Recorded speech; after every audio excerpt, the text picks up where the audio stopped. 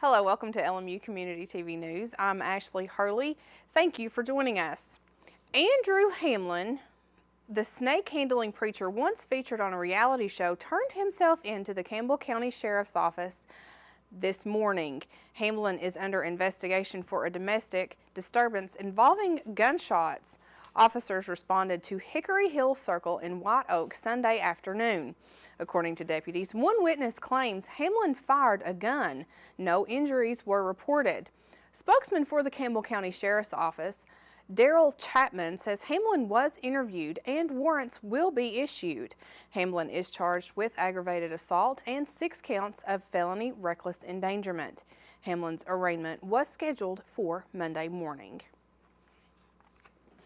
A 2-county car police chase ended around 1:45 Sunday morning. The police chase began when a Union County deputy who was on patrol was almost struck by a 1993 Toyota van traveling in the same direction. This happened in Maynardville. The deputy attempted to stop the vehicle, but the driver refused and continued traveling northbound at speeds of up to 90 miles per hour. Reports state that the suspect's vehicle crossed into the lane of oncoming traffic several times. Union County Dispatch had Claiborne County agencies on alert as the chase crossed the Claiborne County line.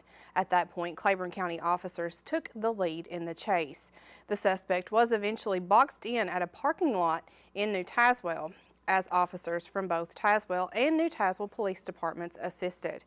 The driver was 54-year-old George Francisco of Morristown. Francisco has several charges in Claiborne County and is being held in the Claiborne County Jail before being transported to the Union County Jail to face charges there. The Claiborne County SWAT team responded to a standoff Sunday afternoon. According to officers, Kevin Girding was wanted for several warrants, including a hit-and-run that occurred in January. Officers were led to a home where Girding, along with 2 other men and a female inside, were also wanted for various warrants. When officers approached the door, one of the men inside opened the door, then attempted to close the door again, closing it on an officer's hand. The officer was not injured. The group closed the door and remained inside while officers worked to negotiate with them to get them to come out. SWAT arrived a short time later, and after speaking with officers on scene prior to their arrival, smoke bombs were deployed inside the home. Within seconds, all 4 suspects exited the home and were all apprehended. All 4 were transported to the Claiborne County Jail, where they face the warrant charges and new charges from the standoff. Their names and ages are not yet being released. The Hamlin County man wanted for vehicle thefts and arson was captured early Monday morning. Joshua Cooper was captured in Dandridge after he allegedly stole a vehicle in Morristown near O'Weigels Market. A pursuit began with the assistance of the Morristown Police Department and the Hamlin County Sheriff's Department. Officers say Cooper was driving the wrong way down Interstate 40 when he hit a tractor trailer head-on near a construction site. Speed was not a factor in the crash. Cooper then allegedly jumped out of his vehicle and swam into the Douglas Lake when he was soon taken into custody. Cooper suffered non-life-threatening injuries from his crash. His preliminary arraignment is expected to take place Wednesday morning. Coming up after the break, there are some very exciting events coming up around the corner, and we have all the information about that and more right after this.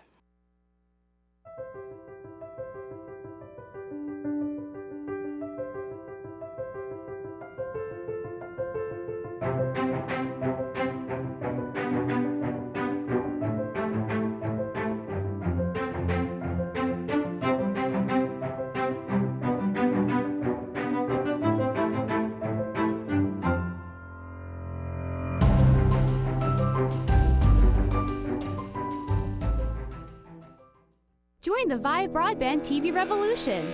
Vive gives you the freedom to choose with loads of new channels like Up TV, The Hub, The Blaze, and Cubo. Vive's Watch TV Everywhere feature gives you the freedom to watch participating channels just about anywhere, anytime, on any device. And 5 broadband speed gives you the freedom to power internet TV services like Netflix, Hulu, Apple TV, and Google Chromecast. Join the TV revolution at vivebroadband.com.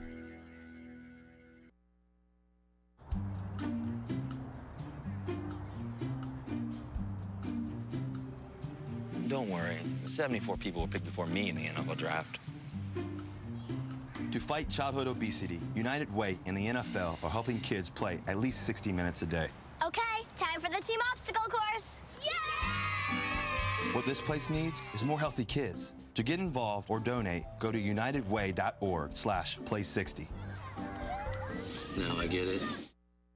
If I got to go to college, oh my goodness. I like discovering new things. You get to see what works for you and what doesn't. That helps you evolve as a person. You get to make like a supernova of skill or talent or whatever it is. I've always wanted to go to college. I just feel like that's my destiny. My name is Queen, and I am your dividend. Young and aspiring artists are wanted at the Cumberland Gap National Historic Park.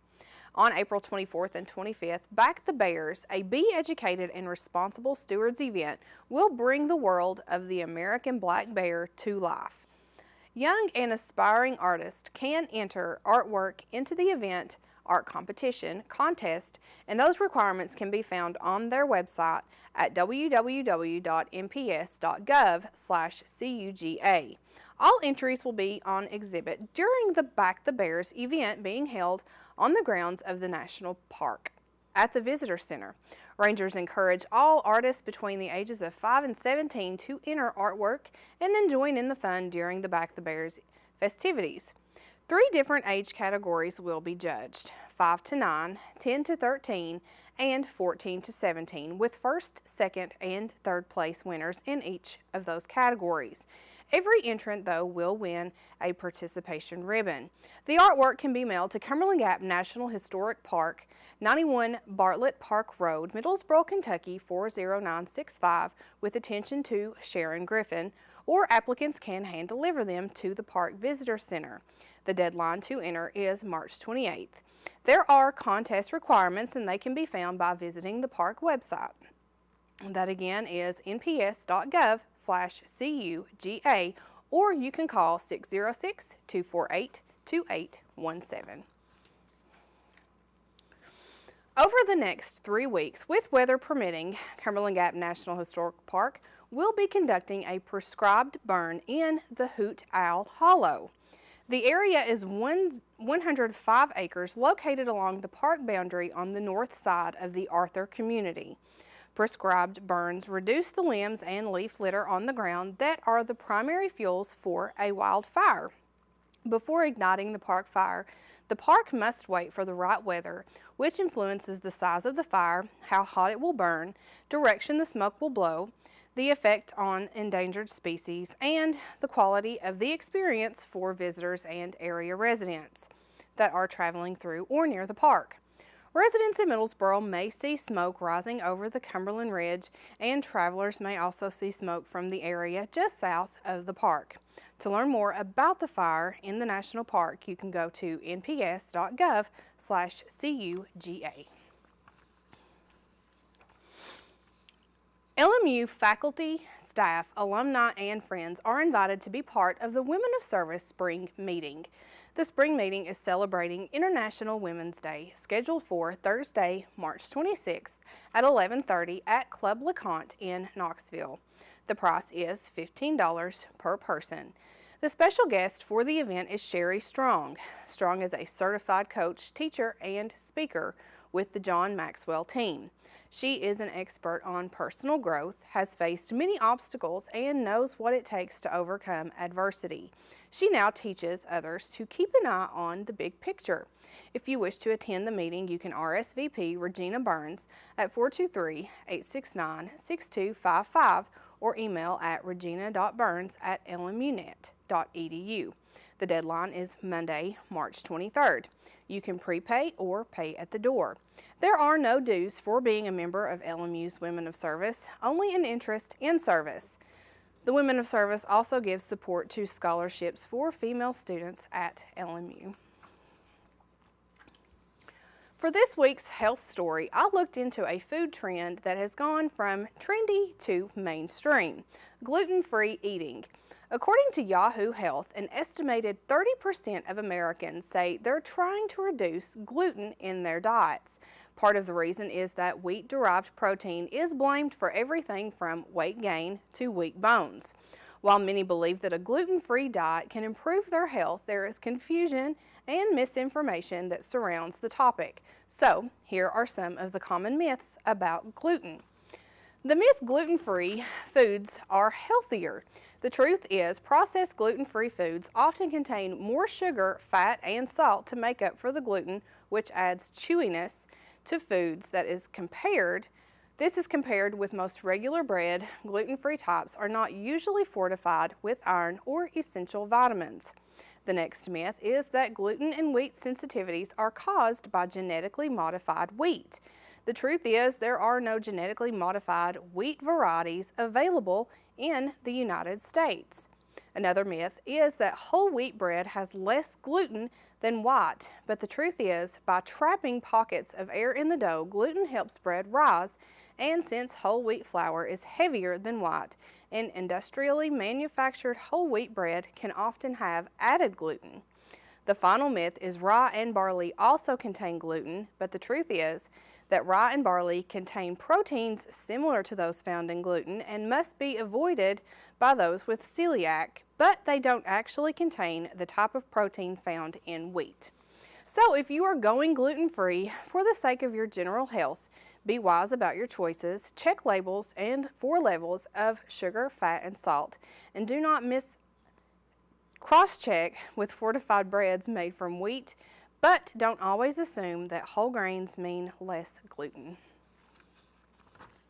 Well, with warm weather hanging around over the past few days, let's turn to our weather spotter, Rachel Maddie, for a weather outlook, followed by your sports update with Adam Haley.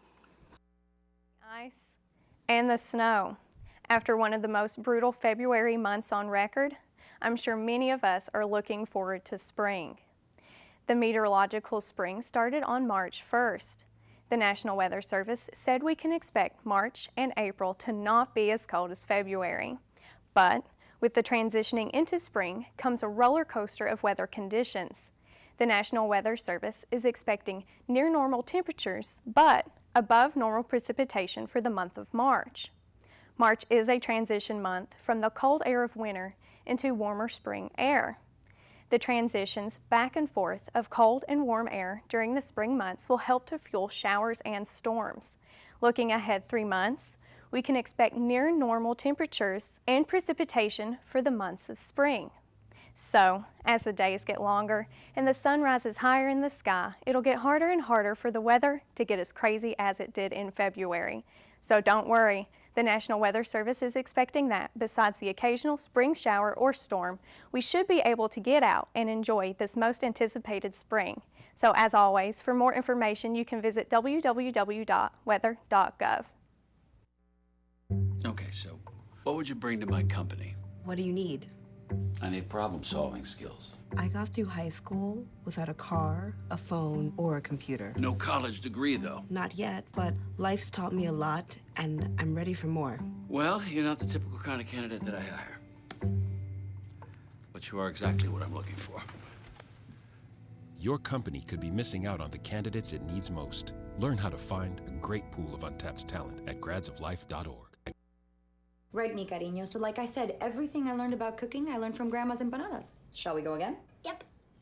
Mix the beef with the onions with the peppers with the paprika with the garlic with the oregano with the cumin. Got it? Got it. Throw in the olives, stir, season, stir again, pour out the flour, roll out the dough, make a circle, drop in a fistful of filling, fold over, press down, and ta-da! Most parenting is hard to do in just 2 minutes. But 2 minutes twice a day making sure they brush is easier, and it could help save them from a lifetime of tooth pain. How can I help my daughter with her reading? Searching for help with Dachshund Reading. No. Let me try. Sarah's bright, but when she's reading, she has trouble sounding out words. Playing world music. What? I give up. Wait, I was trying to show you how Sarah feels every day. Frustrating, isn't it? Redirecting to understood.org. Join parents and experts at understood.org, a free online resource about learning and attention issues to help your child thrive.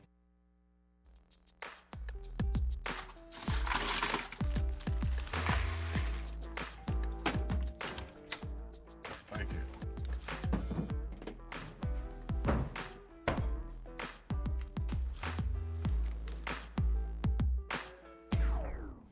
You got a king? Go fish! The smallest moments can have the biggest impact on a child's life. Take time to be a dad today. Welcome back. This past weekend, the Lincoln Memorial University men's basketball team hosted the 2015 NCAA Southeast Regional Tournament at the Tex Turner Arena for the first time in school history.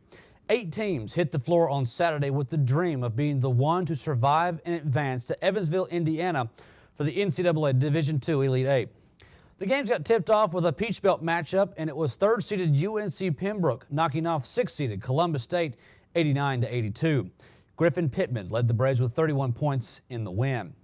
Game 2 saw the Peach Belt Conference tournament champions and second-seeded Montevallo struggle early on, but eventually put away seventh-seeded in the South Atlantic Conference tournament champions and Carson Newman, 74-69.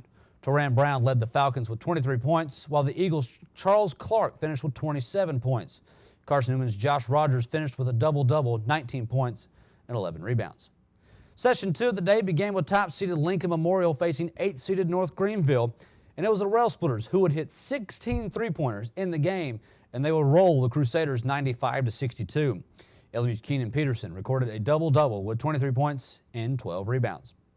The final game of the day was between the 4th-seeded Mount Olive Trojans and the 5th-seeded GRU Augusta Jaguars. Augusta got in foul trouble early, and the Trojans took advantage, sinking 17 free throws in the first half on their way to an 84-75 win. Dontrell Bright led the Trojans with 17 points. Day 2 brought the regional semifinals and 2 matchups of nationally ranked teams. The first game saw 3rd-seeded and 17th-ranked UNC Pembroke face 2nd-seeded and 23rd-ranked Montevallo. The Falcons shot 50% in the first half, but committed 9 turnovers, which allowed the Braves from Pembroke to tie the game up at halftime at 30-30. In the second half, Montevallo went on a 17-5 run midway through the half to put some distance between themselves and Pembroke, and it would be good enough to pull out the win 78-59. Ryan May was the leading scorer for Montevallo, scoring 25 points, while teammate Malik Fields pulled down 10 rebounds. Montevallo finished the game shooting 55%, while Pembroke's second-half cold streak left them shooting 36%. The second game saw top-seeded and 6th-ranked Lincoln Memorial face 4th-seeded and 9th-ranked Mount Olive. Now, while history has shown the host school has a tendency to win the region, no one at Mount Olive must study history because the Trojans came out with a purpose. The Trojans jumped out to a 13-0 lead, and their run would eventually run to a 27-8 lead with 6 minutes left in the first half. The Rail Splitters shot 20% in the first 20 minutes and trailed 28-17 at the break.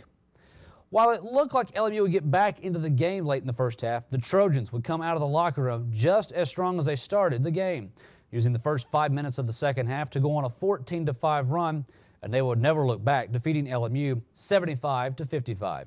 Mount Olive's Mike Moore finished with 26 points, Dontrell Bright had 16 points, and Kendall Hargrove pulled down 16 rebounds.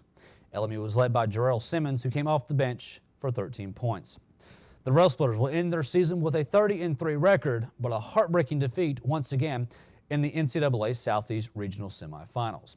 Now, all that sets up an NCAA Southeast Regional matchup with Montevallo and Mount Olive. It's the Peach Belt champion versus the Conference Carolinas champion. Montevallo will be looking for their fourth Elite Eight trip, while the Trojans are looking to get back to the Elite Eight for the first time since 2005. Tip-off will be at 7 p.m., and the LMU Sports Network will have coverage through live video streaming online and live video broadcast on LMU Community TV. The LMU baseball team found themselves once again on the road for the weekend. This time, however, it was a scheduled road series in Salisbury, North Carolina against Catawba College. On Saturday, the two came together for a doubleheader, and the Indians came out swinging in Game 1. Catawba put up 1 run in the first, 2 in the second, 1 in the third, and 1 more in the fourth, on their way to a 6-1 win.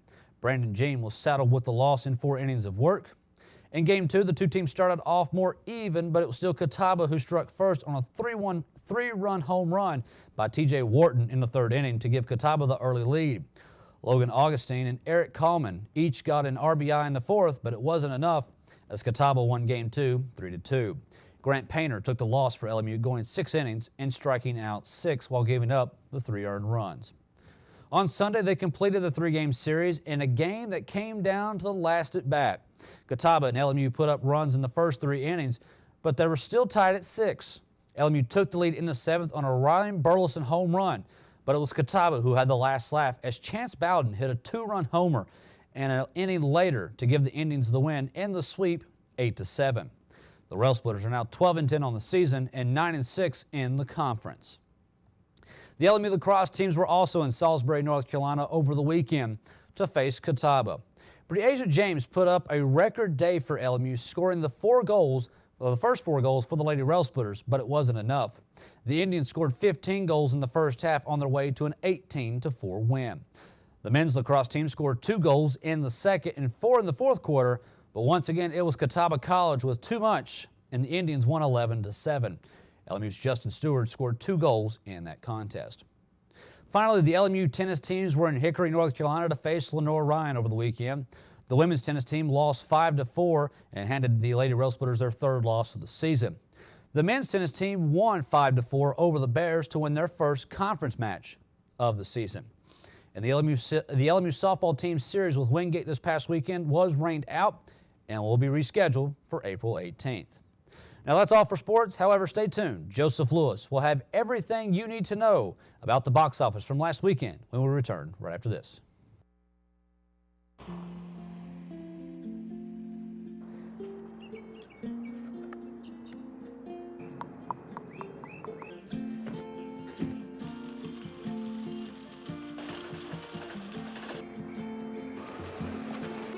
Dad's home!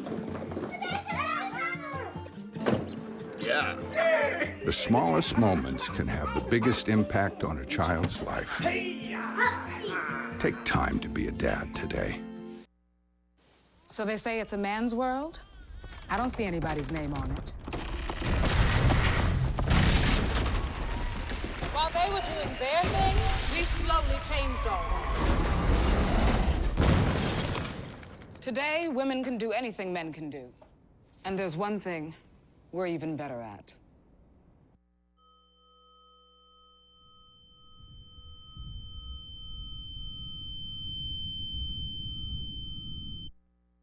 Hello, I'm Joseph Lewis, bringing you all the latest information in the world of movies. Tops at the box office this weekend were led by Disney's Cinderella, opening at #1 with an impressive $70 million and already making back the majority of its production budget.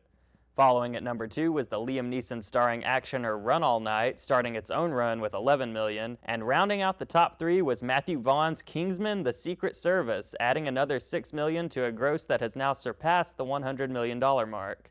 This weekend was also home to a rare box office occurrence in that none of the movies in last week's top 3 placed this week, with Chappie, Focus, and The Second Best Exotic Marigold Hotel all experiencing decline and pulling in less than $6 million each. The coming weekend's releases will undoubtedly be led by Insurgent, the second installment in the popular young adult sci-fi adventure series that began last March with Divergent, and adult audiences may be drawn to The Gunman, the latest thriller from Taken director Pierre Morel that stars Sean Penn, Idris Elba, and Javier Bardem. In review this week is Cinderella, Kenneth Branagh's live-action adaptation of Disney's animated classic starring Lily James as the titular heroine. The film feels of a piece with the recent resurgence in big-screen fantasy and fairy tale reimaginings, though while last year's Maleficent took risks and attempted to explore new avenues within the Sleeping Beauty story, Cinderella hones closely to Disney's 1950 original, which winds up being both a good and a bad thing. It is refreshing to see a classic story told and mounted in such a traditional way, with Branagh's elegant direction lending weight to an otherwise typical love conquers all storyline. However, there are several points when its very existence begins to seem unnecessary. Most viewers will assume going in that there won't be any topping the animated film, which is certainly true, but since this one adds so little, it's hard not to feel somewhat let down. Perhaps the most disappointing aspect lies with Cinderella herself, stripped of her strength and spunk and reduced to a pretty face and a one-note personality. Although the actress Lily James puts her best foot forward, the script sells her unfortunately short. What the film gets absolutely right and improves upon is Prince Charming, portrayed here by Game of Thrones' Richard Madden. Initially a non-entity with barely any dialogue, Branagh and screenwriter Chris Weitz expand the character into a three-dimensional human being with all the anxieties, insecurities, and desires that being a prince would entail. The scenes in the castle between him and his dying father truly shine, with the young Madden and the much older Derek Jacobi selling scenes of heartbreak and regret that are more powerful than anything else in the film. It's also clear during these sequences that Branagh was less interested in the struggle of Cinderella than in the kingdom and the royal politics surrounding it. Best known for directing and starring in lavish Shakespeare adaptations including Hamlet and Henry V, Branagh certainly puts his trademark style to good use here, to a point where one almost wishes he had reimagined the entire story from the point of view of the prince. Another casting highlight is Cate Blanchett, perfectly placed in the role of Cinderella's stepmother, Lady Tremaine, chewing scenery like a pro and creating a delightfully vitriolic antagonist. Helena Bonham Carter also makes a brief appearance as Cinderella's fairy godmother, and while her performance isn't terrible, she seems unhappy to be there, delivering each line in the same slightly cheery tone of voice and providing very little of her usual energy. Elements that should have been excluded entirely are the CGI renderings of the mice and other animals that Cinderella interacts with. While they thankfully do not speak in this version, their faces are digitally anthropomorphized to an extent that is immensely creepy, which somehow becomes even more off-putting once they transform into humans. Overall, Cinderella stands as a serviceable but underwhelming retelling of a beloved story, one that will likely appeal to younger viewers and Disney fanatics more than anyone else. However, fans of Branagh and Madden may be interested in seeing them create original and powerful material within the confines of a film that is mostly recycled. That's all for this week in the world of movies. I'm Joseph Lewis.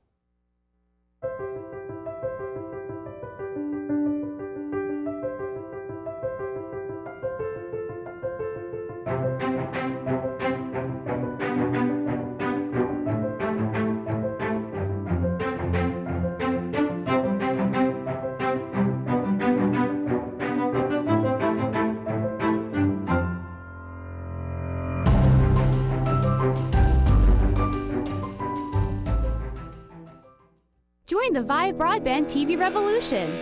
Vive gives you the freedom to choose with loads of new channels like Up TV, The Hub, The Blaze, and Cubo. Vive's Watch TV Everywhere feature gives you the freedom to watch participating channels just about anywhere, anytime, on any device. And Vive Broadband Speed gives you the freedom to power internet TV services like Netflix, Hulu, Apple TV, and Google Chromecast. Join the TV revolution at vivebroadband.com. So to close out this week's newscast, Adam is going to tell us about what's happening in the Tex Turner Arena Tuesday night. The Southeast Regional NCAA Division II Regional Final in the Southeast Region will be here inside of the Tex Turner Arena. Peach Belt regular season and conference tournament champion, second seeded the Montevallo Falcons out of Alabama, will be taking on Conference Carolina regular season champion and fourth seeded Mount Olive, the Trojans. Should be a very fun contest. These two teams have had an excellent season. Montevallo, I think, has 6 or 7 losses on the season. Mount Olive only has 3 on the season.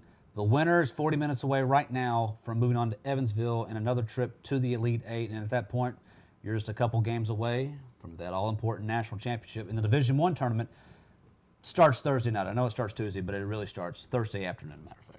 Sounds like a good week. Absolutely. If you're a sports fan, it's the best time of the year. The best time of the year. Well, that is going to do it. Thanks, everyone, for joining us. For everyone behind the scenes, I'm Ashley Hurley alongside Adam Haley. Thank you.